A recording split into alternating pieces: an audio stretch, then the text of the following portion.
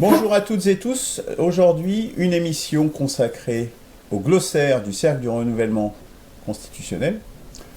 Glossaire qui vise non pas à établir une définition commune, mais à donner le sens que chacun des membres du cercle met derrière telle ou telle expression, tel ou tel mot. Aujourd'hui, les mots traités seront liberté et égalité. Donc, je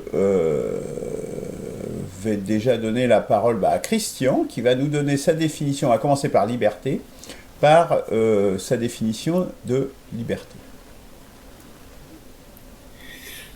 Alors, sans aucun préalable et sans aucun commentaire, ma définition de la liberté, c'est la liberté signifie le droit de faire.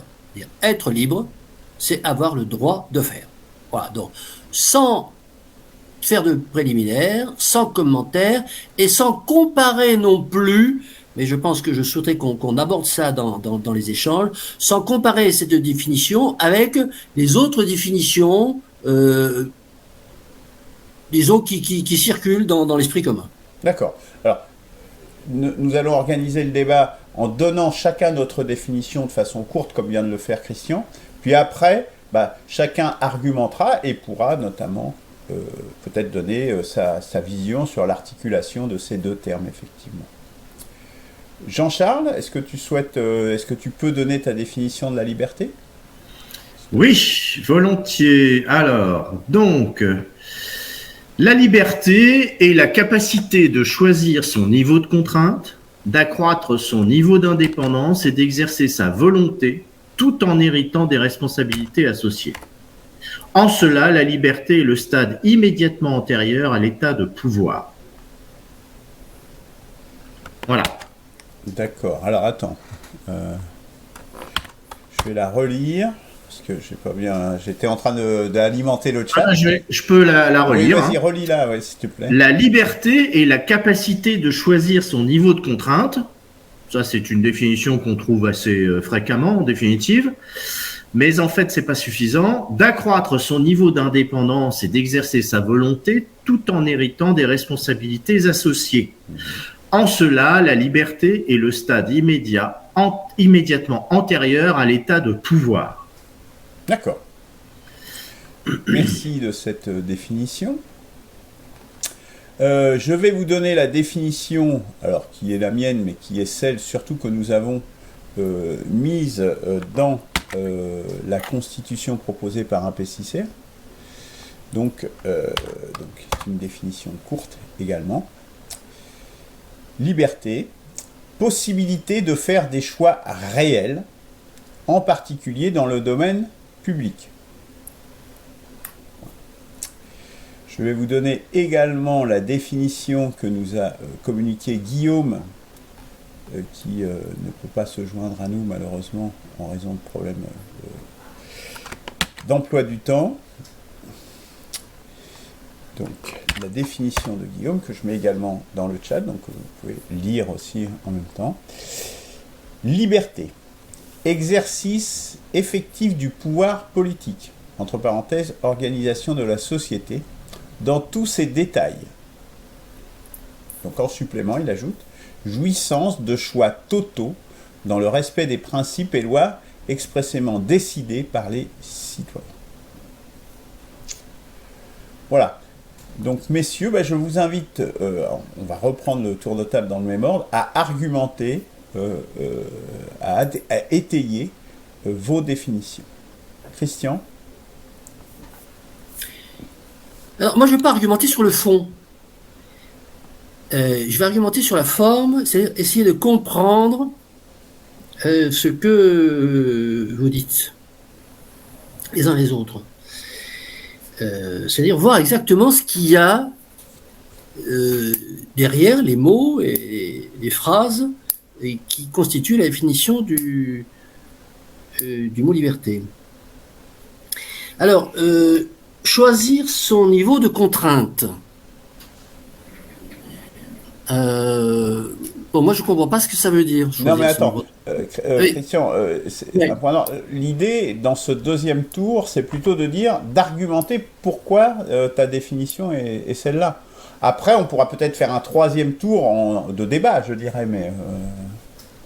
Non, mais si Christian veut consacrer à son numéro habituel de correction professorale, il n'y a pas de souci. J'ai la même réflexion de savoir sur son droit de faire ce qu'il en est, et que la liberté apparemment passe sous des fourches codines qui sont tout sauf de la liberté. Voilà. Donc il n'y a pas de souci qu'il y aille. Hein. Non, mais il y a rien de personnel parce que ensuite je prends la phrase de Luc et ensuite je prends la phrase de Guillaume. Voilà. C'est pour essayer, comme moi, bon, je comprends pas l'exacte signification de chacune des définitions que vous avez données. Et je vous interroge pour essayer de mieux comprendre. Voilà, c'est tout. Bon, et il y a derrière. Luc dit une chose intéressante. Il dit mais c'est pas comme ça qu'il faut débattre. Il faut débattre sur le fond. Bon, si on débat sur le fond, c'est pas ça que j'ai dit. J'ai dit, argumente déjà pourquoi tu donnes cette définition. C'est ça le deuxième. Alors justement, là ça veut dire aller sur le fond. Aller sur le fond, si tu veux, mais sur le fond de ta définition, si tu veux. Voilà. Ça veut dire que pour moi, la liberté, c'est ça et pas autre chose. Bon, je vais argumenter sur le fond. Et je vais, d'ailleurs, en même temps que je vais apporter des arguments pour dire que ma définition de liberté est la bonne, je vais apporter certainement des objections aux acceptions les plus courantes qui sont différentes de celles que je viens d'énoncer. Bon, ça, c'est ce que j'appelle l'exercice sur le fond. L'exercice sur la forme, c'est de dire est-ce que la définition que vous donnez, c'est une définition?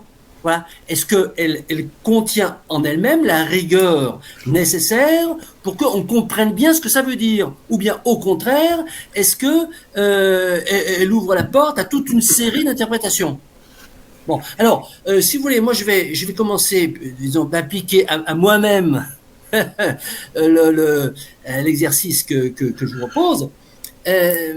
C'est-à-dire que je vais, disons, soutenir ma définition en disant on ne peut pas l'interpréter de 36 000 façons, il n'y a qu'une seule façon d'interpréter. Alors, lorsque je dis la liberté, c'est le droit de faire, hein, alors faire, ça veut dire c'est agir, c'est l'agissement humain. Voilà, donc là, ça veut dire que ça s'adresse bien aux Homo sapiens, ça ne s'adresse pas aux arbres ou aux animaux, ça s'adresse aux Homo sapiens. La liberté de faire, c'est-à-dire agir, voilà, le droit, dire qu'il n'y a rien, voilà, qui m'empêche. Alors, le droit. Alors, dans le droit, il y a l'intervention humaine, le droit. Bon, je ne parle pas du droit de nature. Alors, j'allais peut-être dire le droit humain de faire, le droit du droit humain. Bon, dire il n'y a rien dans le droit humain, le droit positif, le droit qui est écrit par les hommes, hein, et donc cette chose artificielle qui s'appelle le droit, qui s'appelle la Constitution, qui s'appelle les différents codes juridiques. Il n'y a rien dans ces codes juridiques qui m'empêche de faire ce que j'ai envie de faire. Voilà. C'est ça ma définition de la liberté. Et ce que je veux dire, je ne dis pas que c'est la bonne, c'est une définition, voilà. Elle ne souffre pas d'interprétations diverses. On comprend bien, on voit bien plus exactement, et de ce point de vue-là, c'est un principe qui peut être décliné dans toutes les cas de figure les plus divers, les plus variés, pour voir si l'individu est en situation de liberté ou pas. Est-ce qu'il a le droit de faire? Ok. Voilà. Donc Jean-Charles, est-ce que tu peux maintenant argumenter sur ta définition, s'il te plaît? Donc, alors voilà, tour, je suis là. Ouais, tout à fait, mais je comprends bien. Bien moi, je me suis pas placé comme Christian au niveau du droit et de cette société légiférée. Enfin voilà, j'ai essayé d'avoir une démarche plus philosophique, mais au niveau comment dire, quasiment cosmologique, quoi. C'est-à-dire que j'ai essayé de voir la liberté d'une façon au regard de l'absolu, de ce qu'elle peut représenter et dans ce quoi elle peut se mouvoir. Alors donc, je suis parti de cette absence de contrainte qui est en fait justement la définition cosmologique de la liberté, qui revient à décrire la fluidité absolue dans le vide. Voilà. Bon, la liberté, c'est vraiment bon. Et pour autant, la liberté, une fois que c'est dans le vide, qu'il y a une absence de contrainte physique, ça n'avance pas grand-chose. Et j'ai laissé de côté cette vision purement cosmologique. Hein. On parle des étoiles, on parle simplement de la physique. Donc ensuite, j'ai essayé de décliner. J'ai réfléchi et je me suis dit, la liberté, en fait, quand on l'éprouve, on ne peut l'éprouver que face à un obstacle. La liberté est comme le vent dont la force ne serait faite que face à l'obstacle. Comme le vide qui n'est défini qu'au regard de la matière. Voilà. Alors, puisque l'obstacle n'a pas besoin du vent et la matière n'a pas besoin du vide, la liberté est un état généré par les hommes, par la psyché des hommes pour éprouver leur présence au monde, une preuve de vie. Donc voilà, j'essaye de partir donc de cette idée cosmologique et d'en extraire, de voir de quelle façon la liberté est éprouvée par les hommes. Elle est l'objet en fait de l'affrontement entre le ça, la licence absolue, et le surmoi, les interdits moraux. Et en fait, la liberté est quelque chose qui est éprouvé au niveau du moi, si on reprend donc la trilogie freudienne. C'est à cet endroit-là que la liberté est éprouvée par l'homme entre le ça, c'est-à-dire ses pulsions complètement sans aucune limite, et les interdits moraux du surmoi. Donc là, c'est encore une marche dans ma réflexion. Donc, j'en conclus que la liberté est une notion subordonnée, relative, conditionnée et inductive. Alors, j'explique chacun des 4 adjectifs. Elle est subordonnée à la conscience de soi. Déjà, il faut être conscient de soi. Relative à une contrainte opposée, donc comme je l'ai expliqué tout à l'heure, là, l'obstacle, la matière. Conditionnée à la possibilité d'un choix. Alors là, le choix, c'est très important. C'est-à-dire que la liberté, elle ne peut s'éprouver. En fait, le choix est aussi une espèce d'obstacle sur lequel s'éprouve cette liberté, et induisant la responsabilité de ses actes, c'est-à-dire que c'est très important parce que être contraint, ça exonère de la responsabilité de l'acte. Lorsqu'on vous force à faire quelque chose, vous n'êtes pas responsable de l'avoir fait puisque vous avez été contraint de le faire. Donc, cette notion de responsabilité qui est induite par la liberté. C'est important aussi. Donc, tous ces 4 adjectifs que je viens de d'énoncer arrivent à cette définition: la liberté, la capacité de choisir son niveau de contrainte, d'accroître son niveau d'indépendance et d'exercer sa volonté tout en héritant des responsabilités associées. Ça, c'est pour être complet. Et j'arrive assez au final, c'est que en y pensant, c'est que la liberté, et je vais l'expliquer, est à ce stade immédiatement antérieur à l'état de pouvoir. Voilà, le pouvoir est l'application sur autrui des apanages de la liberté, si on regarde bien. La liberté, je reprends la définition de la liberté qui est la capacité de choisir son niveau de contrainte. Je dis le pouvoir est la capacité de s'affranchir des contraintes. Et je continue la phrase en miroir. Au lieu d'accroître son niveau d'indépendance et d'aliéner le pouvoir et la capacité d'aliéner l'indépendance des autres. Et je finis aussi sur la volonté et d'imposer sa volonté au lieu d'exercer sa volonté, sans obligation d'en assumer la responsabilité. Ça, c'est le pouvoir. Et je termine sur la liberté peut se concevoir sans interaction humaine. On peut être libre seul dans la forêt. Mais appliquée à un objet social, la liberté d'un groupe est la somme des libertés de chacun.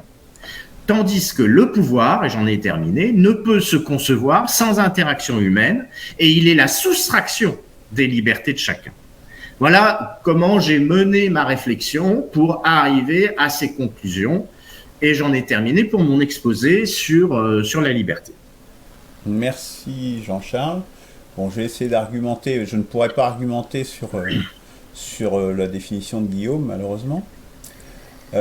Pour ce qui concerne la définition que nous en donnons, la possibilité de faire des choix réels, en particulier dans le domaine public. Donc des choix réels, ça veut dire des choix effectifs, qui produisent des effets. Et effectivement, ces choix s'opèrent forcément dans un domaine, dans un espace contraint. Et ces contraintes, Christian en a donné une dimension en termes du droit, donc dans le domaine juridique, je dirais. C'est un peu ce qui est dit en particulier dans le domaine public pour ce qui concerne notre définition. Mais également, il y a des choix réels qui peuvent être faits dans d'autres champs avec d'autres limites, d'autres contraintes, des limites physiques, je pense que Jean-Charles en a parlé, des limites anthropiques, anthropique avec un A, donc en l'état de ce qu'est l'homme. Voilà la justification de cette définition. Donc, vraiment, la définition de liberté, elle porte sur la question de choix. Elle est réellement là. C'est la capacité de faire des choix effectifs, réels. On rentre là à l'essentiel, je dirais, de la liberté, quel que soit le champ dans lequel on va le déployer. Voilà ce qui motive cette définition. Alors je propose que nous fassions un troisième tour de table maintenant, où chacun pourra débattre sans s'étriper, de préférence. Merci. Bon, je vais commencer. Moi, j'étripe personne. Pardon, je veux bien qu'on m'étripe, ça me dérange pas. Moi, je vais poser des questions à Luc et à Jean-Charles, et il n'y a rien de personnel. Rien de personnel. Bon. Voilà, c'est par rapport, en fait, je pose une question sur une phrase. Je ne pose pas la question à un individu. Et j'ai entendu la liberté, c'est choisir son niveau de contrainte. Bon. Donc, si je prends l'antonyme, si je ne choisis pas mon niveau de contrainte, je ne suis pas libre. Alors, si je ne choisis pas mon niveau de contrainte, parce que, on comprend souvent mieux la définition d'un mot en regardant son contraire. C'est vrai pour des tas de mots lourds de signification, j'en ai déjà parlé, comme justice, comme paix. On ne comprend pas bien ce que c'est que la justice, par contre, on comprend bien ce que c'est que l'injustice. Et pour la liberté, on ne sait pas trop ce que c'est. Par contre, l'absence de liberté, tout de suite, ça devient beaucoup plus parlant pour les gens. Donc, lorsque j'entends la liberté, c'est choisir son niveau de contrainte, je me dis, qu'est-ce que c'est que ne pas être libre? Donc, ne pas être libre, c'est ne pas choisir son niveau de contrainte. Et ne pas choisir ton niveau de contrainte, ne pas choisir, ça peut vouloir dire que je ne veux pas choisir, ou je ne suis pas. Alors, je crois que c'est être en capacité de choisir. Alors, être en capacité de choisir, ça veut dire, si je ne suis pas en capacité de choisir, dans quel état suis-je? Qu'est-ce que c'est que l'état d'un individu qui n'est pas en capacité de choisir ce niveau de contrainte? Ça m'intéresse énormément parce que c'est la définition, en fait, de l'homme qui n'est pas libre. L'homme qui n'est pas libre, c'est celui, effectivement, qui n'a pas la capacité ou qui n'est pas en capacité. C'est pas tout à fait la même chose. Voilà. Donc, j'aimerais avoir un peu le portrait robot de cette personne qui n'est pas en capacité de choisir son niveau de contrainte et qui donc n'est pas libre.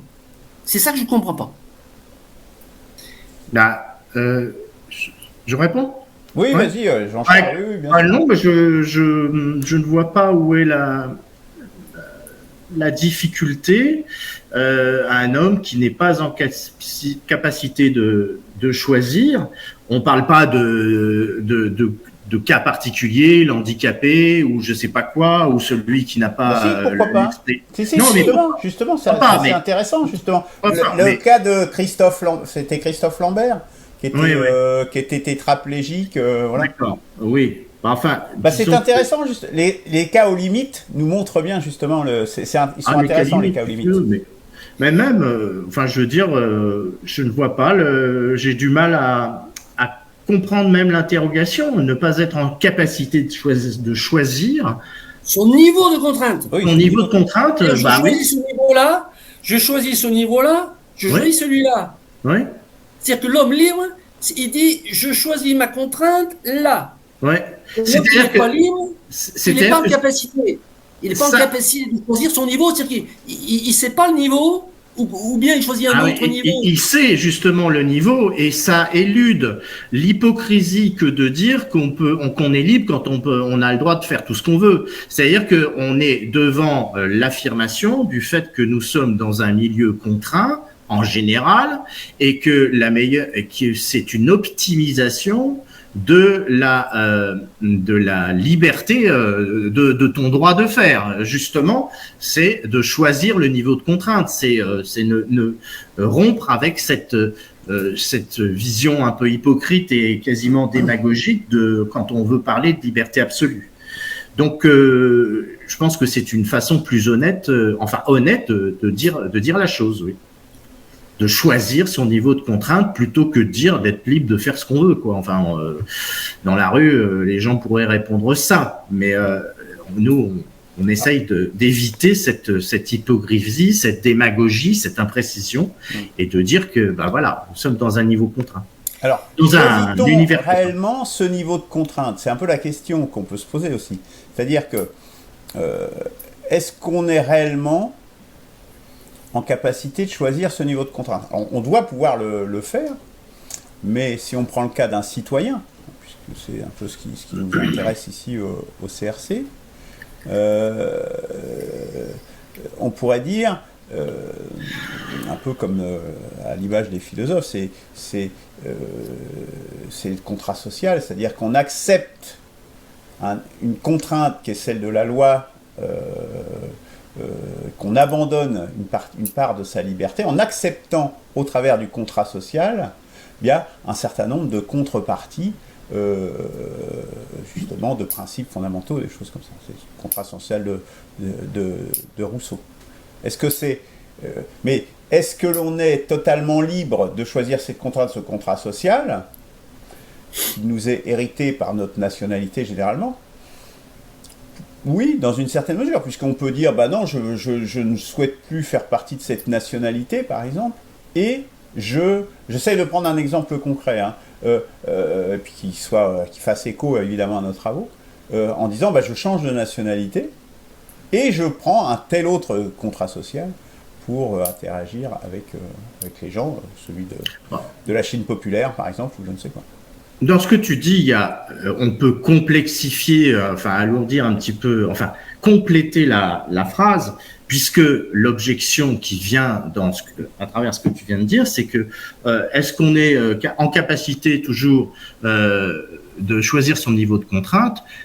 Quelqu'un te dira, ah oui, mais si tu n'es pas au courant des données, etc., si tu n'es pas éclairé pour choisir, eh bien, tu n'es pas en capacité de vraiment choisir. Bon, ça c'est ok, mais il faut voir d'une façon un peu solipsiste, c'est-à-dire que la personne est convaincue, elle, de choisir avec ce qu'elle a en tête, ce qu'elle sait, ce qu'elle croit savoir, etc. Donc, d'une façon absolue, on ne peut pas, tant qu'on n'aura pas la réponse cosmologique, cosmogonique à toutes les questions, on ne pourra jamais être sûr que son choix est sans contrainte, est sorti, est bien éclairé, pardon. Donc voilà, c'est une façon aussi de répondre, mais là on est dans le détail, etc. On essaye après, de trouver quelque chose. On passera après à l'égalité. Christian. Oui, sur le plan politique, c'est quand même ce qui nous intéresse. Sur le plan constitutionnel, c'est le cercle du gouvernement constitutionnel. Donc, je reprends. La définition la liberté dont on parle actuellement, ça me paraît être une liberté d'ordre psychanalytique, ce qui est extrêmement intéressant. C'est-à-dire savoir comment je navigue en liberté entre mon moi, mon inconscient, mon surmoi, etc. Bon, ça c'est quelque chose d'extrêmement intéressant. Voilà. Bon. Si on regarde par contre la liberté réelle, effective, c'est-à-dire d'un citoyen dans un pays, citoyen français, qui est soumis à la Constitution française et qui est soumise aux lois, aux 74 codes juridiques. Bon. La contrainte, là, elle prend, je dirais, une figure extrêmement claire, hein, c'est l'ensemble des règles coercitives. Ce sont les contraintes. Bon. Donc, c'est là que je ne comprends pas comment on peut choisir son niveau de contrainte, c'est-à-dire que je sais que il y a 140 000 lois coercitives qui s'appliquent à ma vie de tous les jours, hein, dans tous les domaines civils, les domaines commerciaux, les domaines, etc., etc., etc. Et je suis libre si je choisis mon niveau de contrainte. Alors, il me semble qu'on ne peut pas choisir d'être soumis à telle ou telle loi. C'est quelque chose qui s'impose. La contrainte, disons, elle est obligatoire et il n'y a pas possibilité de choisir son niveau de contrainte, sauf à dire je me mets hors la loi et je m'exonère, disons, des lois. Et donc là, je suis libre, effectivement, de ne pas respecter les lois qui ne me concernent pas. Donc c'est à ce niveau-là que j'attendais une information, savoir si on parle de la liberté de l'esprit d'un individu par rapport à lui-même, par rapport à ce qu'il pense, ou si on parle de l'individu social, du citoyen par rapport aux contraintes législatives qu'il y a autour de lui, quelle est sa liberté par rapport à ces contraintes législatives? Alors, c'est bien pour ça que j'ai introduit, que j'ai parlé du contrat social. Parce qu'en définitive, à partir du moment où tu acceptes le contrat social, bah, tu en acceptes toutes les conséquences. Et donc toutes les règles coercitives qui en découlent. Et c'est ce qui fait d'ailleurs toute l'importance de la Constitution. Certes, au niveau global, au niveau de la politique d'une nation, ça on le comprend assez facilement, mais y compris au niveau individuel. Là, parce qu'on voit bien l'implication que ça a, et que si on veut recouvrer son niveau de liberté, c'est-à-dire la capacité de faire un choix réel, eh bien il faut soit, comme je disais, changer de nationalité pour aller vers un pays où on aura un contrat social qui sera plus apte, en conformité avec les choix qu'on veut faire, ou essayer de changer justement ce contrat social. Ce que nous essayons de faire d'ailleurs, chacun à notre façon ici. Eh bien, là, on est face à un problème simplement de compréhension et de positionnement les uns les autres. C'est-à-dire que, par exemple, j'ai commencé mon petit exposé en parlant de la cosmologie, de la liberté physique des choses, et des électrons, des atomes et de ce que vous voulez. Et ensuite, j'ai décliné ça sur le niveau humain. Effectivement, je me suis arrêté sur la liberté d'un point de vue psychanalytique à un endroit. Et ensuite, j'ai essayé de descendre dans le stade de l'homme en société, mais je ne suis pas effectivement descendu, c'est une histoire de poupée rousse, toute cette histoire, descendu dans le cadre de l'homme, dans le contrat social et dans le droit, comme l'indique Christian. J'ai essayé, pour ma part, de regarder l'homme en tant qu'homme dans la nature, voilà, une posture un peu rousseauiste, de regarder l'homme et sa liberté d'une façon la plus absolue possible. Mais effectivement, à partir du moment où on est dans une cage avec une fenêtre, le fait de pouvoir mettre le bras dehors, c'est peut-être une liberté. Ça, c'est clair. On en est tous là. Donc, c'est une histoire de poupée russe, de savoir où se trouve l'homme, dans quelles conditions. Et ça, c'est l'a priori que les uns et les autres pouvons avoir lorsque nous réfléchissons à la liberté. Guillaume, lui, il a commencé par exercer le pouvoir, je l'ai plus sous les yeux, alors, mais exercice effectif du pouvoir politique. Exercice effectif du pouvoir politique. Voilà. Donc là, d'emblée, Guillaume, lui, se met, par exemple, dans la posture d'une liberté en regard d'un pouvoir politique. Donc, il a un parti pris au départ qui n'est pas dans la démarche d'épure que peut avoir un philosophe ou un psychanalyste pour regarder l'homme en tant qu'homme, mais de regarder l'homme en tant que citoyen même. Voilà. Donc, c'est une histoire de poupée russe. Voilà. Je pense que c'est très intéressant, effectivement, de voir justement comment chacun envisage ces définitions pour qu'on puisse mieux se comprendre dans nos échanges et que les gens puissent mieux comprendre ce que nous disons chacun d'entre nous. Je propose que nous passions à à l'égalité maintenant, s'il vous plaît. Alors, moi je pense qu'il y a encore beaucoup de choses à dire sur la liberté. Oui, mais nous sommes dans le glossaire et je pense qu'il faut qu'on s'arrête là. On fera une émission peut-être sur ces confrontations entre liberté et égalité, si tu veux, Christian. Non, mais je voudrais quand même dire quelque chose, quelques petites choses en plus. Allez. Justement, dans le cas du glossaire, c'est-à-dire la compréhension d'une définition. Une fois qu'on a donné sa définition de la liberté, il me semble que pour mieux comprendre la définition, il s'agit de voir comment est-ce qu'il peut y avoir un potentiomètre sur cette notion de liberté, c'est-à-dire plus ou moins de liberté.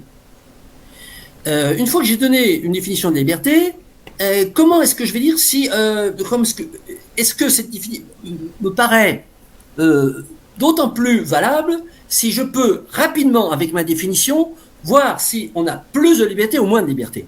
Bon. Et dans le cas présent, lorsque je dis la liberté, c'est le droit de faire, eh bien, plus la contrainte extérieure législative me donne de droit de faire, plus on est libre. Moins on a le droit de faire des choses, moins on est libre. Bon. Et donc, de ce point de vue-là, ça fonctionne de façon mécanique. Alors, il y a un obstacle à ça, c'est justement la notion moderne de la liberté, ce que j'appelle la liberté positive par rapport à la liberté négative. Ce que je décris là, c'est la liberté négative, c'est-à-dire c'est purement quelque chose d'abstrait, c'est le droit de faire. Là-dessus, cette définition, me semble-t-il, est une définition qui est tombée dans les oubliettes, et aujourd'hui, si on fait un micro-trottoir et qu'on interroge l'homme dans la rue, il vous dit, parce que les politiques le disent ça depuis plus d'un siècle et demi, la liberté, c'est le pouvoir de faire. C'est-à-dire que je suis libre si je peux faire. Alors, je suis libre si j'ai de l'argent, par exemple, pour faire un voyage. Je suis pas libre, si moi je dis je suis pas libre de faire un voyage si on m'interdit de voyager, s'il y a une loi qui m'interdit de voyager. Mais si il n'y a pas de loi qui m'interdise de voyager, mais que je ne peux pas voyager parce que je n'ai pas d'argent, ça ne change rien, je suis libre. Et c'est là qu'on a un fossé, un hiatus absolument énorme dans la conception de l'esprit commun populaire de la liberté, qui est devenue la liberté positive. Je suis libre si j'ai du pognon et de l'argent, donc société de consommation. Vous êtes consommateur, vous avez de hauts revenus, vous êtes libre, vous acquérerez votre liberté avec l'argent. Alors que la liberté est quelque chose de juridique, c'est quelque chose d'abstrait, c'est tout simplement qu'il n'y ait pas d'interdiction à faire, même si techniquement on ne peut pas le faire. Voilà ce que j'avais à dire. Merci de cette précision sur ta définition, Christian. Je propose que nous passions à l'égalité. Est-ce qu'on fait une deuxième émission plutôt? Est-ce que tu refais une introduction? J'avais introduit égalité et liberté et égalité, donc on était censé les enchaîner. Ok.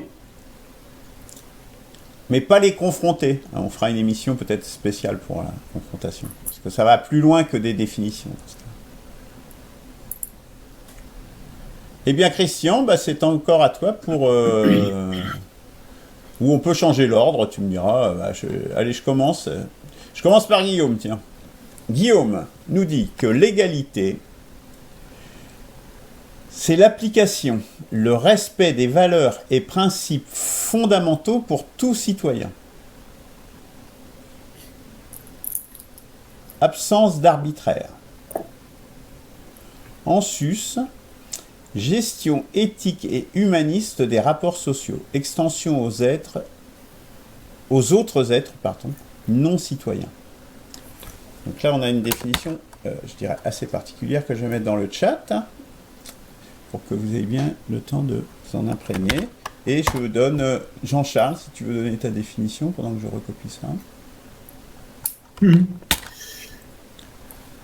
Alors, vous m'entendez? Oui. Oui, pardon, parce que je suis passé sur le document. Donc, il y a eu un hiatus au niveau de la mission que nous avions les uns et les autres. Moi, j'avais noté liberté et fraternité, et j'ai fait l'égalité très rapidement parce que voilà, je m'étais focalisé sur autre chose. Donc, je vais vous dire ce que j'ai pu dire, ce que j'ai à dire sur l'égalité. La définition. L'égalité consiste à traiter les individus comme on traite des nombres. Quand elle se manifeste, c'est dans une fange démagogique, égalité en droit, égalité en dignité, égalité d'échange, souvent exprimée à partir de l'application négative via une interdiction de discriminer plutôt que via l'expression franche d'un droit. L'égalité n'existe pas, et si par hasard elle émergeait, il faudrait l'interdire. Voilà. Alors évidemment, il y a des commentaires et j'ai des explications. Christian. Alors, deux formes d'égalité. Je distingue deux formes d'égalité. Alors, on parle de l'homme. Hein. Bon. C'est l'égalité biologique de l'espèce humaine. Égalité biologique et égalité sociale. L'égalité sociale étant un concept nouveau qui est apparu avec la collectivisation des sociétés, la vie en collectivité. Alors, l'égalité biologique, ça définit une similitude parfaite, ça veut dire une similitude parfaite entre les individus au plan des constantes physiques et naturelles, taille, poids, robustesse, puissance musculaire, faculté intellectuelle. Donc, cette égalité biologique, elle est impossible à instaurer, elle se constate pas dans la nature, donc disons, un ectoplasme, ça n'existe pas. Reste l'égalité sociale. L'égalité sociale, ça définit une similitude parfaite entre les individus au plan de leurs conditions, de leur mode de vie et de leur niveau de vie. Voilà.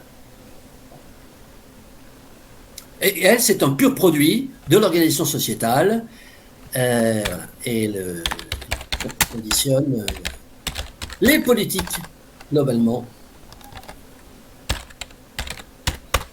Alors, merci.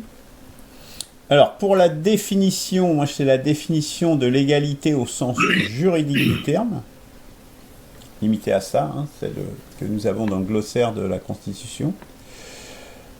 Fait pour tout citoyen d'être égal à tout autre citoyen au regard des textes, et en particulier de la loi. Donc là, on est très effectivement... donc là, voilà. Donc je vais enchaîner pour la justification. Donc là, on est juste sur le fait de dire, l'égalité au sens juridique, c'est que tout citoyen est égal devant la loi à tout autre citoyen. Donc là, en gros, ce qui est dit là, parce qu'effectivement, sinon l'égalité, on peut, et je pense que les définitions de mes camarades le montrent, on peut aller très très loin. Là, on peut le limiter, mais un peu comme on l'a fait sur la liberté. Christian est resté sur la définition de la liberté strictement légaliste. Nous, on est resté pour l'égalité sur cette définition strictement juridique, je dirais. Je pense qu'il est bon que nous essayions effectivement de nous restreindre, peut-être à un éclairage, parce que ça ne tombe pas du ciel non plus, le juridique, les textes ne surgissent pas ex nihilo, donc il y a forcément un contexte et une réalité qui les baigne, mais je crois qu'il faut qu'on essaye de se restreindre nos travaux à cet aspect quand même d'égalité juridique, si c'est possible. Donc, procédons en ordre inverse. Donc, Christian. Alors, moi je reste dans l'égalité juridique, avec ce que j'ai dit. Et c'est-à-dire que, la définition que lui donne Luc, l'égalité, c'est l'égalité de tous devant la loi, c'est la définition de des déclarations de droits de l'homme du citoyen. C'est une définition d'égalité qui, à mon sens, politiquement, est insuffisante aujourd'hui. Est insuffisante, c'est la raison pour laquelle j'ajoute l'égalité, bien sûr, c'est une condition nécessaire mais pas suffisante. Il faut y ajouter cette notion d'égalité sociale que je traduirai de façon plus lisible en égalité des chances. Et c'est juridique parce que c'est un principe qu'on doit décliner dans la loi. Ça veut dire que la loi, elle a établi, ok, l'égalité de tous devant la loi. Ça, c'est la DDHC. Mais pour que l'égalité soit maintenant effective, il faut que la loi introduise des textes qui instaurent l'égalité des chances. Voilà le sens de l'élargissement, enfin, non pas le sens, mais le contenu que je donne à l'élargissement de la notion d'égalité en termes politiques. Alors, j'ai demandé la parole parce que je voudrais juste dire à ça, et c'est toute la difficulté de notre exercice sur le glossaire, surtout sur ces termes. Ici, c'est la définition du glossaire. En termes de définition de principe, dans la Constitution que nous avons aussi ces mots de liberté et d'égalité, dans lesquels, là, effectivement, on décline ce que signifie précisément la liberté, ce que signifie précisément l'égalité dans le cadre du contrat social. Le glossaire, c'est un exercice différent. On ne décline pas le principe. On donne juste la définition générale dans le contexte de la rédaction. C'est presque dur. C'est de l'explication de mots, quoi. Rien d'autre. Hein, c'est là que on voit bien la difficulté là, parce que avec ce que vient de dire Christian. Le principe est déclinable. Il est déclinable, le principe. Voilà. Je peux Oui, vas-y, Jean-Charles, c'est à toi. Alors, bien que je vous ai dit égalité, je l'ai fait à la volée. Il y a quelque chose de difficile. Enfin, d'ailleurs, quand on cherche sur Internet, je crois qu'on fait tout ça quand même. On voit que il y a un échec patent pour définir exactement l'égalité. Et d'ailleurs, dans l'histoire de l'égalité, on voit que il y a une espèce de glissement au fur et à mesure de cette notion d'égalité, et je vais le faire sans doute sans être exhaustif. On nous parle d'égalité en droit, avant on nous parlait d'égalité en dignité, ensuite les libéraux nous ont introduit une égalité des chances pour contourner les problématiques que ça pose. Ensuite on a eu la méritocratie. Et ensuite, là, on est au stade de l'État-providence pour compenser les déficits d'égalité constatés. Donc, on est dans une espèce de jungle. Et cet État-providence est petit à petit, et nous sommes en train de le voir, en train de se changer en totalitarisme. C'est-à-dire que, à force de vouloir tout compenser et de s'occuper des discriminations des uns et des autres, et d'empêcher ces discriminations, etc., on en vient à vouloir gérer absolument la vie quotidienne de chacun, et on en arrive à une espèce d'égalitarisme totalitaire, qui est d'ailleurs décrit par un des philosophes que j'ai pu apercevoir dans mes recherches. Je crois qu'il s'appelle Hayek.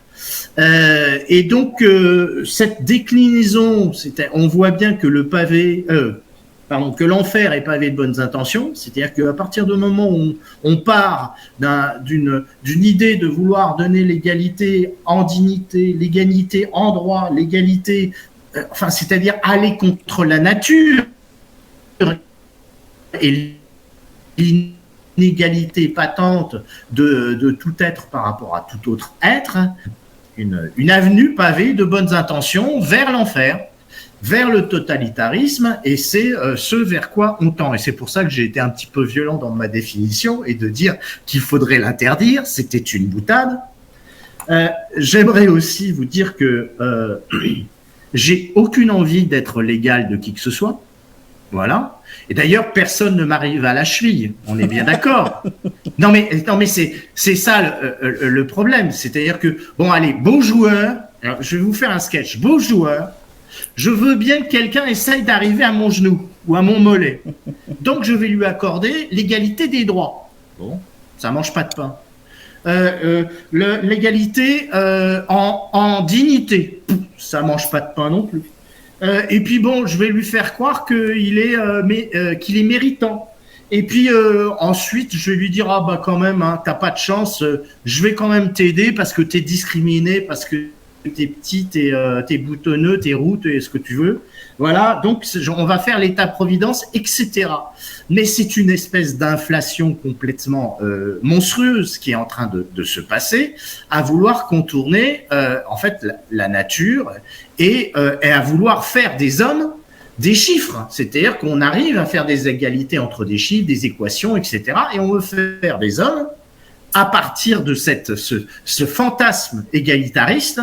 On veut en faire des nombres et on arrive au robot. Eh ben voilà, nous y sommes. Voilà, c'est le petit sketch que je vous avais préparé. Voilà. Merci. Je m'arrête là. Merci Jean-Charles. Mais voilà, ça illustre la difficulté justement de travailler sur le glossaire, à se tenir à une analyse textuelle et à une définition textuelle, parce que très vite on va sur les principes et nous avons tous. Il y a un mot à prononcer.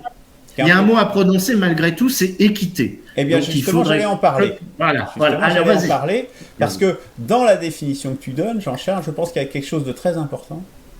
L'égalité consiste à traiter les individus comme on traite les nombres. Et c'est très exactement ça, l'égalité.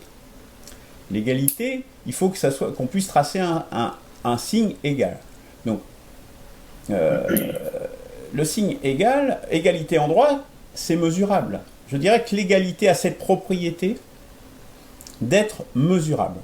Si vous avez l'égalité en droit, ben voilà, c'est-à-dire que vous avez exactement les mêmes droits, ils sont égaux, et là, il n'y a pas de discussion possible, je dirais.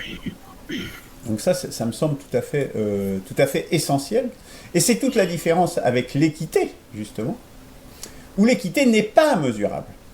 Et c'est ça toute la différence. Et tout le danger, je dirais, justement, de cette notion d'équité, puisque égalité de dignité, je ne sais pas le mesurer, c'est immesurable. Voilà. Ça, je pense que c'est très, très important de le souligner. Christian, peut-être que tu veux réagir ? Oui. Alors, moi, je reste sur le sens politique du mot. Liberté, égalité, fraternité, c'est la devise de la France. Qu'est-ce qu'on met dans liberté? Qu'est-ce qu'on met dans égalité? Liberté, on en a parlé. Et je considère justement que l'égalité de tous devant la loi, qui est bien entendu un minimum nécessaire, qui me semble axiomatique et que personne ne force à être contredit, ne discute aujourd'hui. Lorsqu'on interroge les gens sur liberté, égalité, fraternité, sur cette devise sublime de la République française, ils vont donner cette définition de l'égalité, c'est-à-dire être tous égaux. Eh bien, c'est là, je pense, l'apport politique qui convient de faire aujourd'hui, de dire que la notion d'égalité doit prendre une autre signification politique, et c'est cette fameuse égalité des chances dont je parle, qui doit être inscrite en tant que principe. Et donc cette définition que je propose, que tout le monde, j'aimerais que tout le monde adopte cette définition de l'égalité au sens politique, et que tous les citoyens considèrent que la loi doit s'inspirer d'un principe sublime qui est l'égalité des chances, disons, l'écriture, la rédaction des textes législatifs doit permettre à chacun d'avoir. Alors cette liberté des chances, c'est la capacité, selon évidemment ses disponibilités et ses dons naturels les uns les autres, d'accéder à un revenu suffisant. Alors que la société actuelle ne permet pas à tout le monde d'avoir cette fameuse égalité des chances. C'est quelque chose d'extrêmement important.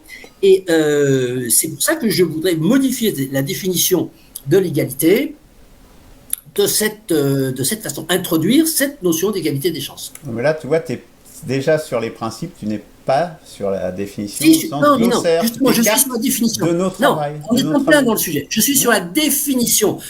Bah je définis. Alors, tu es dans la définition du principe, c'est ce que j'expliquais tout à l'heure. C'est une définition. Et tu je donne une définition de l'égalité nouvelle. Oui, mais la définition ancienne, c'est pas dans la définition textuelle. La définition ancienne, c'est au niveau politique, hein, liberté, égalité, fraternité. Qu'est-ce que c'est que l'égalité? L'égalité, c'est l'égalité de tous devant la loi, parce que c'est la seule chose qui est écrite dans le bloc constitutionnel. Et donc, on va dire ça.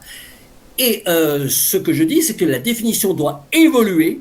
Elle doit être l'égalité, c'est l'égalité des chances de chaque citoyen d'obtenir dans le courant de son existence un revenu, suffisant. Compris ça, mais sauf que c'est pas le travail. Non, on n'a pas compris. Non, on n'a pas compris. La preuve, c'est que tu dis que c'est pas une définition.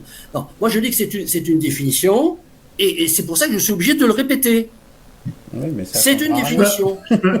Enfin, moi, pour le coup, je suis d'accord avec Christian. Les déclinables, je ne rentre pas dans le détail. Oui. C'est-à-dire, je ne dis pas quelle loi il faut instaurer pour établir, pour respecter ce principe. Alors, tu as dit une chose par contre qui est vraie, c'est-à-dire que l'égalité de la loi, c'est quelque chose qui peut se mesurer. Ouais, on peut le constater. L'égalité des chances, et là, je suis pleinement d'accord avec toi, l'égalité des chances pris en tant que principe et en tant que définition de l'égalité, c'est quelque chose qui va être très difficile à mesurer. Mais la difficulté fait partie de la politique, et il faut donc, alors là on rentre dans la déclinaison, on n'est plus dans les définitions, je suis d'accord, mais la définition est intéressante dans la mesure où elle génère facilement une déclinaison. On va établir des normes, des indices qui vont permettre de mesurer dans quelle mesure, effectivement, telle ou telle disposition législative va aller dans le sens de l'égalité des chances. On est bien dans une nouvelle. Je suis d'accord que c'est une des définitions, et d'ailleurs, cette égalité des chances, je dis qu'il faudrait changer la définition de la liberté, de l'égalité en égalité des chances, mais je crois que c'est un fait acquis dans l'esprit de pas mal de gens, et ça fait un moment qu'on entend nos politiques, depuis Sarkozy, Hollande, etc., parler d'égalité des chances. D'ailleurs, dans les quelques textes que j'ai vite parcourus, encore une fois, avant de vous rejoindre, j'ai vu apparaître cette notion d'égalité des chances qui est attribuée au monde libéral. C'est-à-dire que les libéraux contournent les difficultés d'attribuer l'égalité et constatent, c'est peut-être une des rares honnêtetés qu'ils auraient, de constater que l'égalité est difficilement réalisable et réalisée, et ils ont inventé ce mot d'égalité des chances. Je suis désolé Christian, mais je suis d'accord pour dire que ça peut faire partie d'une définition, mais je ne suis pas d'accord sur le fait que c'est une notion nouvelle. Absolument pas, l'égalité des chances, voilà. Je voulais juste rajouter une chose au niveau de l'égalité en droit. Que je trouve la plus mesurable pour le coup, pour reprendre, enfin en tout cas qu'on peut mettre en place avec un peu plus de rigueur que tout le reste. Mais on peut constater que les droits à l'égalité ne sont jamais exprimés en droit positif, enfin en formulation positive. Ce sont des interdictions de discrimination. Souvent. Très souvent et plus souvent qu'à son tour, on a une égalité qui est protégée par une interdiction de discrimination. Si bien que ça pose énormément de problèmes au niveau de la réalisation de l'égalité et de la revendication de telle ou telle égalité. Il faut trouver, il y a eu en fait une inversion de la charge. C'est-à-dire que la personne qui n'éprouve pas, qui se sent lésée au niveau de l'égalité, doit trouver un argument reconnu. D'ailleurs, il y a des nomenclatures dans les sur les défenseurs des droits et nomenclature des discriminations qui peuvent faire l'objet d'une compensation pour arriver pour revendiquer une égalité. Mais il faut inverser la charge, c'est-à-dire que la victime doit prouver qu'elle est victime. Donc là, il y a aussi une problématique importante dans cette histoire d'égalité en droit. Alors, je ne suis pas un juriste et je n'ai pas vu sur l'étendue complète de tout ce qui se rapporte, que l'argumentation négative, c'est-à-dire interdire la discrimination, est le vecteur principal pour établir l'égalité en droit. Voilà. Christian, dernier mot? Oui, pour revenir sur le terme, la locution égalité des chances. Bon, l'égalité des chances, c'est vrai que la locution n'est pas nouvelle. Hein, elle peut être attribuée à Hayek, aux néolibéraux, peu importe. Ce qui compte, alors, je pensais aussi que égalité des chances, c'est connoté et qu'il faudrait trouver autre chose. Donc c'est faute de mieux que j'emploie ce terme égalité des chances. Je préfère dire, mais c'est beaucoup plus long, je l'ai écrit d'ailleurs, égalité des possibilités d'accéder à un revenu satisfaisant. Voilà. Et toutes les déclinaisons juridiques qui permettent à chaque citoyen d'être dans cette situation. Donc effectivement, d'un point de vue, je dirais, de propagande politique, je suis assez d'accord pour ne pas utiliser le terme égalité des chances, mais pour le remplacer par ce que je viens de dire, faute de trouver quelque chose de plus concis. Le revenu, ça me paraît bizarre parce que l'égalité, c'est pas seulement le revenu. Il y a aussi l'égalité d'accéder à un emploi, enfin toutes les discriminations qu'on connaît par cœur, l'égalité homme-femme, l'égalité machin. Il n'y a pas que le revenu. Mais je travaille à cette modification de définition, mais voilà, je pense que c'est intéressant. À débattre. Bien. Bon, je crois que ce débat nous montre bien toute la difficulté qu'il y a à travailler sur le glossaire, notamment sur ces mots très importants qui sont déclinés et définis sous forme de principes fondamentaux, que la distinction entre l'énoncé d'un principe et l'énoncé d'une définition est une vraie difficulté auquel nous nous heurtons à chacune de nos séances. Attends, j'aimerais ajouter une information. Oui. Je suis tombé, encore une fois, en travaillant sur l'égalité, sur un document du Conseil constitutionnel qui s'appelle « Du principe de l'égalité ». Et le Conseil constitutionnel, c'est à se tordre de rire, explique dans son considérant à quel endroit il considère que l'égalité est absolument exigible, dans quelle situation on peut faire une entorse à l'égalité formelle, et ensuite il fait toute une espèce de déclinaison des décisions hybrides où on a dit qu'il y avait un peu d'égalité mais qu'il fallait se plier à certaines circonstances, etc. C'est très intéressant. Je vous enverrai ce document qu'on peut sans doute trouver sur le site du Conseil constitutionnel. Ça s'appelle « Du principe de l'égalité ». Voilà, c'est une information qui est importante dans notre cercle. Oui, et on pourra même à la limite lire quelques passages. Voilà, si on en a le loisir. Voilà.